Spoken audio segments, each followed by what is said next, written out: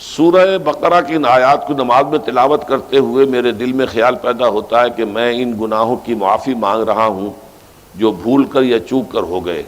لیکن جو گناہ میں نے پورے شعور سے کیے اور اب بھی کر گزرتا ہوں ان سے کن الفاظ میں معافی مانگی جائے؟ وہ معافی مانگنے کے لیے تو یہ ہے کہ رب انی ظلمت نفسی ظلما کثیرا، جیسے حضرت آدم سے خطا ہوئی تھی اور حضرت حوا اور آدم نے دعا مانگی تھی ربنا ظلمنا انفسنا وان لم تغفر لنا وترحمنا لنکونن من الخاسرین، وہ دعائیں بھی قرآن مجید میں موجود ہیں۔ یا جیسے کہ حضرت یونس علیہ السلام سے غلطی ہو گئی تھی، اللہ کی اجازت کے بغیر وہ اپنی قوم کو چھوڑ کر چلے گئے، تو انہوں نے جو تسبیح کی ہے، جو ہمارے ہاں جس کی تسبیح بھی کی جاتی ہے اور اس کا آیت کریمہ کا جو ہے ورد کیا جاتا ہے، کہ وہ بھی اصل میں قلب کی گہرائیوں اور شعور کے ساتھ جو اگر ادا کی جائے تو بہت لا الہ الا انت سبحانک انی کنت من الظالمین، تو یہ جو ہے استغفر اللہ ربی من کل ذنب واتوب الیہ، یہ بھی ہے۔ تو مختلف ہے اس کے لیے کہ جو قرآن مجید میں بھی آئی ہے اور احادیث میں بھی۔ البتہ توبہ کے بارے میں چونکہ ذکر آج ہوا ہے اور آپ نے سوال بھی کیا ہے، تو یہ بات واضح ہو جانی چاہیے، توبہ کی 3 شرطیں ہیں صحیح توبہ ہونے کی، اور یہ 3 شرطیں ہیں حقوق اللہ میں جو گناہ ہوا ہے اس کے ضمن میں۔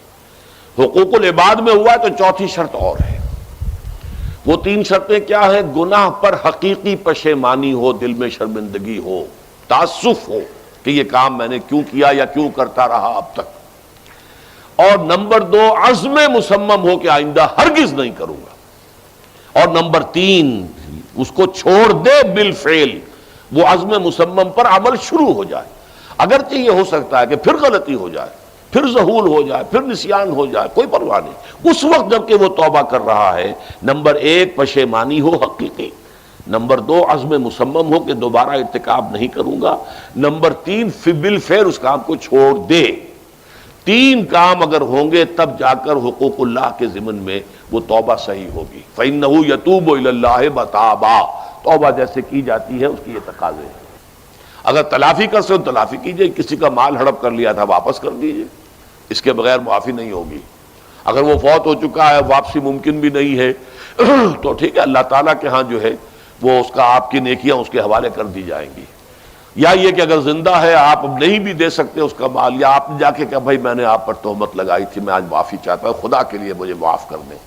اور یہاں تک آتا ہے بعض صحابہ کا طرز عمل کہ ایک صاحب اپنے اسی طریقے سے ساتھی سے معافی مانگ رہے تھے، انہوں نے کوئی سرسری طور پہ کہا اچھا جی ٹھیک ہے میں نے معاف کیا، لیکن انہوں نے محسوس کیا کہ یہ دل سے معاف نہیں کر رہے، وہ زمین پر لیٹ گئے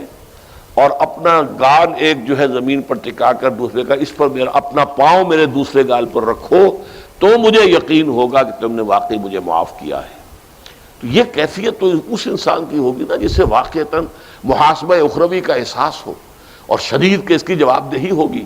تو اس کے لیے تو پھر وہ ہر طرح سے تلافی کے لیے خوشامد کرے گا، بھائی خدا کے لیے مجھے معاف کر، اور جی معاف کر دیں آپ، بس یہ کیا ہے، ایک معافی وہ ہوتی ہے، وہ جو پولیس والے بھی معافی مانگ لیتے ہیں کبھی کبھی، تو وہ معافی نہیں ہوتی، حقیقتاً دل سے آپ معافی مانگیں